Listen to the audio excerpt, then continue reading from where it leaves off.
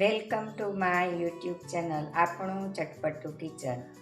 આજકાલના ઘણા મમ્મીઓને પ્રશ્ન હોય છે કે બાળકોને મેગી છે, ચાઇનીઝ છે, પાસ્તા બધી વાનગી બહુ જ ભાવતી હોય છે અને ટેસ્ટી ને ચટપટી હોય છે. આપને પણ ખબર છે કે આપને પણ એની સુગંધને આવતી હોય એટલે આપને પણ ખાવાનું મન થઈ જતું હોય છે. તો મમ્મીઓને પ્રશ્ન છે કે તો આ બાળકોને આપણે આપવા જોઈએ કે નહીં. તો અત્યારે ઘઉંની મેગી પણ આપણે ઘરે બનાવીને આપી શકીએ.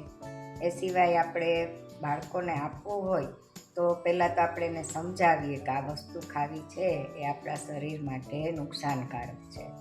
જો બાળક સમજે તો આપણે તેને ન આપીએ, પણ બાળક સમજતું જ નથી. કેમ કે સ્કૂલમાં ઘણી વખત ટિફિનમાં બીજાના ડબ્બામાં આવી વસ્તુ જોઈને એને પણ ખાવાની ઈચ્છા થતી હોય છે.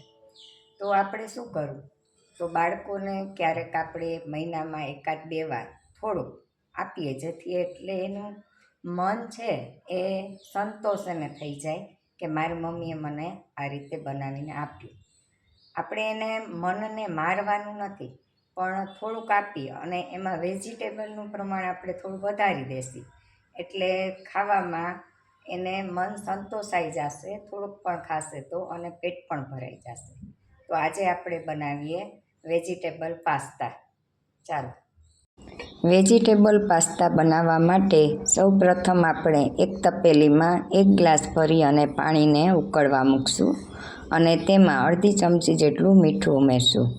ત્યારબાદ 1 ચમચી જેટલું તેલ ઉમેરશું, તેથી પાસ્તા જ્યારે બફાઈ જાય ત્યારબાદ પણ તે સરસ છૂટા જ રહેશે.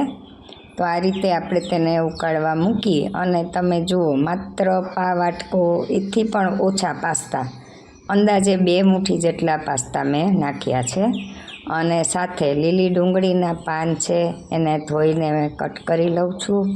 1 ગાજર નાખશું, ટમેટું નાખશું, કોબી નાખશું અને આદું નાખશું.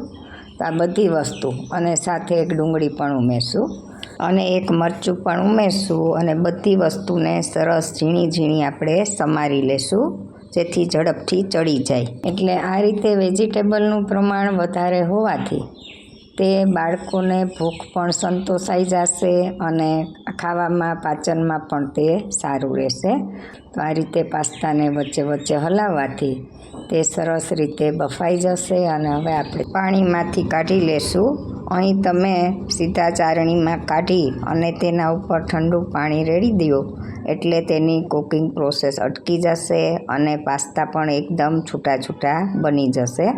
તો આ રીતે પહેલાં હું વાટકામાં કાઢી લઉં છું, ત્યારબાદ ચાળણીમાં નાખી અને તેને ઉપર ઠંડુ પાણી રેડીશ એટલે કુકિંગ પ્રોસેસ તેની અટકી જશે. તો સીધા તમે ચાળણીમાં પણ કાઢી શકો, તો બંને રીતે કરી શકો છો. તો આ રીતે આપણા પાસ્તા બફાઈ ગયા છે. તો હવે આપણે ગ્રેવી તૈયાર કરીએ. એના માટે એક પાનમાં આપણે બટર અથવા તેલ 2 ચમચી જેટલું ઉમેરશું. ત્યારબાદ ચોપ કરેલી ઝીણી ડુંગળી ઉમેરી દઈશું અને થોડીવાર આપણે તેને સાંતળશું. ત્યારબાદ આપણે ઝીણા કટ કરેલા મરચાં અને ખમણેલું આદું એને પણ આપણે ઉમેરી દઈશું. સાથે સાથે ઝીણા ઝીણા કટ કરેલા ગાજર એને પણ આપણે ઉમેરી દઈશું. આ રીતે આપણે ઝીણા સમારેલા હોવાથી જ્યારે આપણે ચાવીએ છીએ અને ખાઈએ છીએ ત્યારે સરસ બાઈટ મોઢામાં આવે છે. હવે આપણે ઝીણી સમારેલી કોબીને પણ ઉમેરી દઈશું. તો આ રીતે બધું વેજીટેબલ આપણા ઘરમાં જે કાંઈ હોય એ ઉમેરવાથી આ બાળકો શાકભાજી પણ સારી રીતે ખાઈ લેશે અને હોંશે હોંશે પાસ્તા પણ ખાશે અને પેટ પણ ભરાઈ જશે. તો પાસ્તા બનાવવા ખૂબ જ સરળ છે અને ઝટપટ બની પણ જાય છે અને બાળકોને પ્રિય પણ એટલા જ છે. તો આ રીતે પાસ્તા બનાવી અને બાળકોને લંચ બોક્સમાં ચોક્કસથી આપજો. હવે આપણે કટ કરેલું ટમેટું પણ તેમાં ઉમેરી દઈશું અને સરસ રીતે બધું આપણે સાંતળી લેશું અને ધીમે ધીમે હલાવતા રહીશું. તો આ રીતે ઝડપથી શાકભાજી પણ થોડા સેલો ફ્રાય થઈ જાય છે અને આપણે જરૂર મુજબ તેમાં આપણે થોડું મીઠું ઉમેરશું, કેમ કે આપણે પાસ્તા બાફતી વખતે પણ મીઠું ઉમેર્યું છે. તો આપણે અહીં ધ્યાન રાખવાનું છે કે મીઠાનું પ્રમાણ વધી ન જાય. આપણે માત્ર શાકભાજીના ભાગનું જ મીઠું એમાં એડ કરશું. ત્યારબાદ તમે જો ઈચ્છો તો રૂટીન મસાલા પણ ચટણી અને ઉમેરી શકો છો, પણ હું અહીં ઉમેરતી નથી કેમ કે સોસમાં તીખાશનું પ્રમાણ રહેલું છે અને બાળકો માટે આપણે જ્યારે બનાવીએ છીએ ત્યારે ખાસ ધ્યાન રાખવાનું.